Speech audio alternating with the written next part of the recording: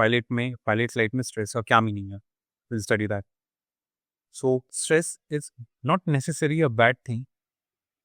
Overstress is bad thing. Okay. So for example, you're very demotivated, you don't have any risk, you're lying slowly, you're not paying attention, what will happen? You'll make mistakes. Right? Because you don't have focus on that thing, right? You're lazy, just not.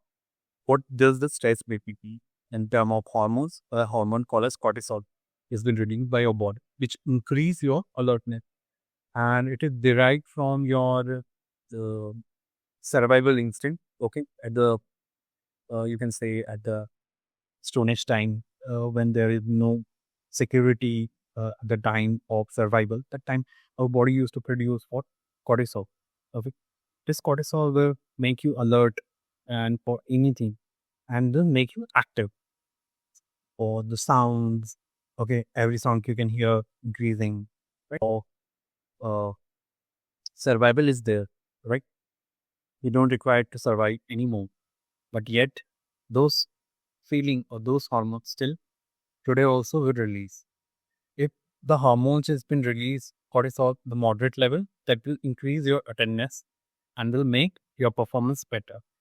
But why we do say that it will cause heart failure or the body will start deteriorating is that high level of stress, cortisol in your body start to weakening your heart, because whenever this was the condition or symptoms of your stress is your rapid breathing, your breathing increasing, your heart is pumping quickly, right? So that's why there is a lot of pressure on the organs, and it's in a continuous state when it is not required as that much of performance. It's still increasing the pressure on your organs unnecessarily. So moderate level of stress at the time when it is required is good, but if it is on a high level and on a continuous basis, it will harm you. Okay. So what are the indicator of stress? One is perspiration, basically sweating. You will sweat a lot because of stress. Okay. Some people sweat, some people don't, and then you got flushed skin. Your skin. Some people, when we are under a lot of stress, your skin start to turn red. Okay, reddish kind of thing. Then you got dilated pupil. Your pupil will expand. Why? Again, it is a survival mechanism, because lot of light will coming inside means a lot of information you are gathering. Your sense of hearing also increases, right? Then you got rapid breathing. Again, rapid breathing will increase the oxygen level to the organs. If the oxygen level to the organs will increase, what will happen? Yes, again, if you need to run, if you need to grab something, if you need to exert the force, right? If you have body or muscles have sufficient oxygen, it will act in a strong way, right? So threat, we have superstudied that stress is good if it's in moderate quantity, and whenever it's more than that, it's harmful. Okay, so postponed moderate level of stress can enhance performance. Why? Because we can put you in a attentive stage and increase the oxygen to the tissues and muscles. So it's good in a moderate level. Stress tend to cause a greater increase in your physical strength rather than improving your mental performance. But it does not increase your mental performance. Where right, some people act good in under stress. Some people start to block their mental thinking. Okay? Because what is stress? Basically, cortisol, high level of cortisol, puts you into fight or flight category. Okay, fight or flight responses. Basically, you want to run from the situation or you get freeze on the situation. Whatever your survival instinct is that. So performance in which you are thinking, you're solving a complex problem kind of thing, mental performance will reduce. And what will happen? Again, your body is working so much, producing oxygen, delivering it to tissues and all that.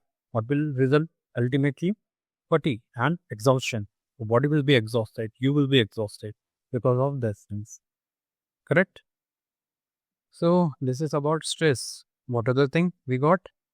We got arousal. Basically, what is arousal is pilot level of alertness, and it is associated with stress, basically, or mental stimulation. Say example, you're flying or say playing, you're studying.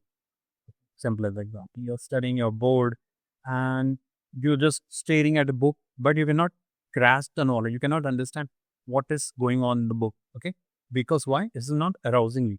So it's not giving you the mental simulation or mental uh, engagement to the that thing. Whereas, say example, you're playing game, uh, that will increase your mental simulations, and you get aroused by that thing, and will say actively. Okay, your alertness will increase, and you'll increase your performance. Correct. It said that whenever study is being conducted, that optimal level of arousal is good for your enhancing your performance. If the arousal is beyond certain limit, it's very bad for you, and even if it's very less, it's bad for you. So again, same as stress, it's required in a optimum level. Okay, so you overly say example, this image is also kind of very active, right? It's engaging you, but also distracting you at the same time, right? So that is arousal. Yeah. So arousal basically refers to pilot level of alertness. Okay. So we have discussed so far that a small level of arousal increase your alertness and your mental stimulation, and it is required in order to perform well. Refers to a person respond to events or circumstances they are exposed to. So it's depend to person. For example, you are playing a game which you find very arousing. Okay, you are very much into the game, but for certain people, it's not. So it's vary from person to person. Level of arousal may vary depending on personalities. For some person, something is arousing; for other, they are not.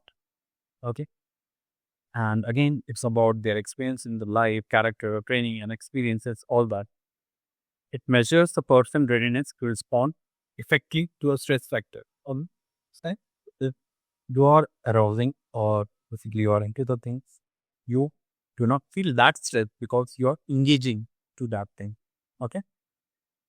And to control this thing, what we can do? Automation. So basically, automation will eliminate this stress and arousal things. Okay. High level of automation can cause the pilot become out of the loop and reducing situational awareness and engagement. Okay. If the level of automation is also very high, what will happen? We get habitual to the automation. I will feel bored.